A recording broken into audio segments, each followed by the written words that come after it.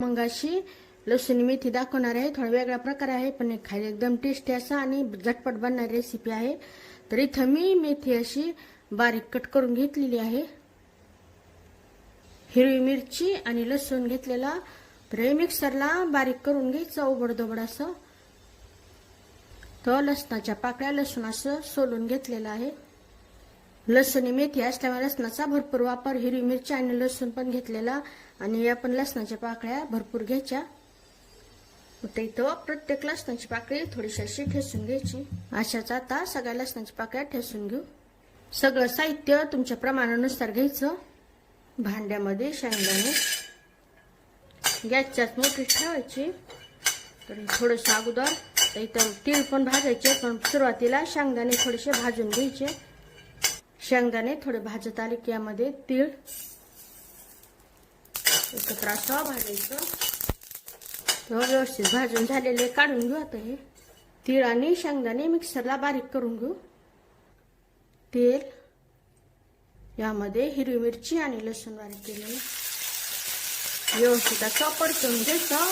कच्चेपणा जाईपर्यंत, खमंगाचा सुगंध सुटेपर्यंत.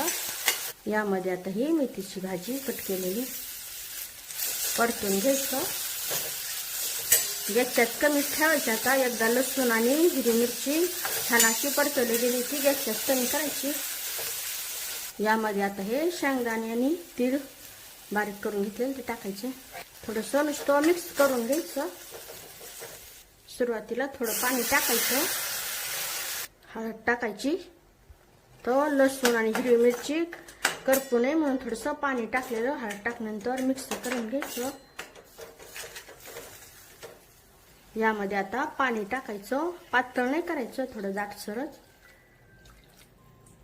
पाणी टाकल्यानंतर मिक्स करून घ्यायचं. यामध्ये चवीनुसार मीठ. फक्त 3 मिनिटापर्यंत 2 ते 3 मिनिटं मध्यम आचेवर हे शिजून घ्यायचं. इथं 3 मिनिटं झालेले. गॅस बंद करून टाकायचा. का भांड्यामध्ये काढून घेऊ. जास्त सुकी नाही आणि जास्त पातळही नाही असं बनवलेलं आहे. इथं 2 चमचे तेल गरम करून घेतलेले. यामध्ये आता हे ठेचून घेतलेलं लसूण टाकलं. तर लसणाला छान असा रंग आलेला आहे. करपू द्यायचं नाही आणि कच्चाही राहू द्यायचं नाही. आता ही चटचटीत अशी फोडणी.